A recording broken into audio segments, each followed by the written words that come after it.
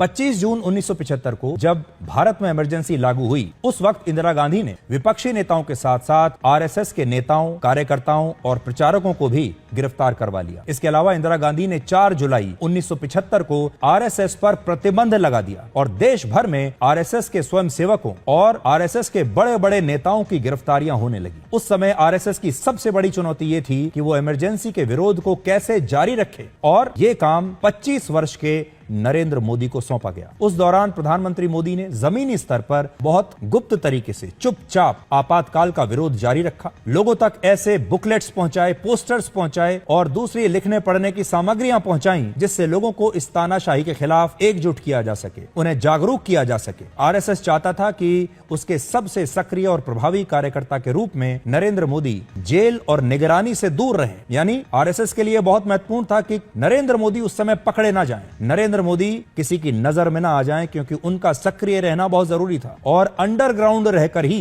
Emergency के खिलाफ अपनी सभी गतिविधियों को वो जारी रखें, ऐसा आरएसएस भी चाहता था। और उनके लिए भी एक बड़ी चुनौती थी कि कैसे वो गिरफ्तारी से बचते हुए अंडरग्राउंड रहें और अपना काम करते रहें। उस वक्त शायद ही गुजरात में कोई ऐसी जगह रही हो जहां प्रधानमंत्री मोदी ने अपनी पहचान बदलकर, अपना नाम बदलकर यात्रा ना की हो या वो वहां जाकर छुपे ना हो। वडोदरा, अहमदाबाद और राजकोट की यात्राओं के दौरान प्रधानमंत्री मोदी ने अपनी पहचान एक ऐसे व्यक्ति के तौर पर बनाई जिसका नाम था बटुक भाई, और बटुक भाई के रूप में वो दिखाते थे कि वो एक व्यापारी हैं, और एक व्यापारी बनकर वो इमरजेंसी के खिलाफ गुजरात के अलग अलग शहरों में जाते थे, लोगों को एकजुट करते थे, लोगों को बताते थे कि क्या करना है, और चुपचाप इस लड़ाई को लड़ रहे थे एक नए नाम के साथ। इसके अलावा पुलिस से बचने के लिए उन्होंने स्वयं को एक बार स्वामी जी के रूप में भी प्रस्तुत किया। और अगर आप इन तस्वीरों को देखेंगे तो आपको पता चलेगा कि सरकार की नजर से बचने के लिए प्रधानमंत्री मोदी संत की वेशभूषा में रहने लगे थे। कभी संत बन जाते थे और कभी व्यापारी बन जाते थे,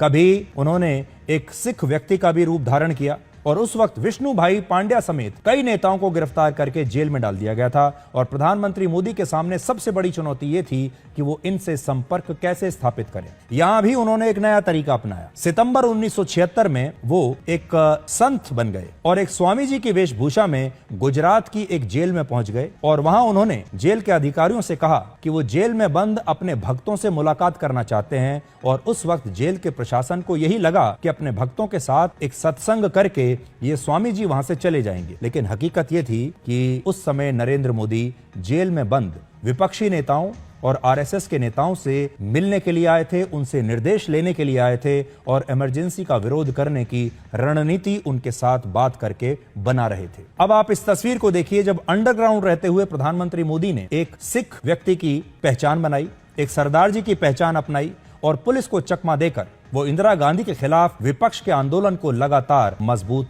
करते रहे।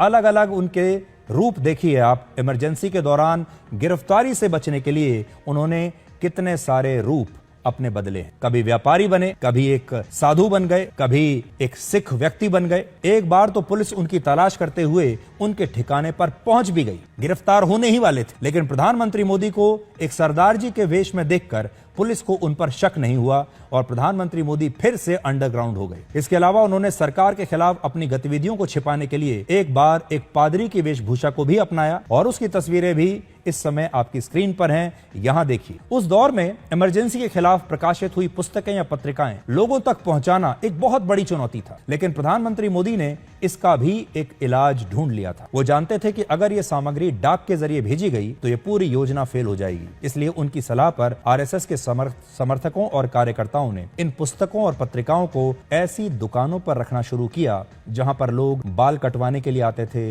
या कपड़े सिलवाने के लिए आते थे, और उस समय ऐसी दुकानों पर चुपचाप इस तरह की पत्रिकाएं या साहित्य रख दिया जाता था। ये जो पुस्तक आज मैं लेकर आया हूं, द इमरजेंसी डायरीज, इसके पेज नंबर 50 और 53 पर लिखा है कि उस समय प्रधानमंत्री मोदी ने आरएसएस की बैठकों के लिए एक विशेष कोड वर्ड रखा, एक कोड नेम रखा, और वो कोड नेम था चंदन का कार्यक्रम। मैं आपको इसमें लिखी कुछ बातें पढ़कर बताता हूं। अब आप सोचिए, आरएसएस के लोगों की जब भी कभी कोई बैठक होती थी तो बात लीक ना हो जाए, इसलिए कहा जाता था कि चंदन के कार्यक्रम का आयोजन किया गया है, और जो आरएसएस के कार्यकर्ता थे वो समझ जाते थे कि चंदन का कार्यक्रम का मतलब है कि आज कहीं बैठक बुलाई गई है।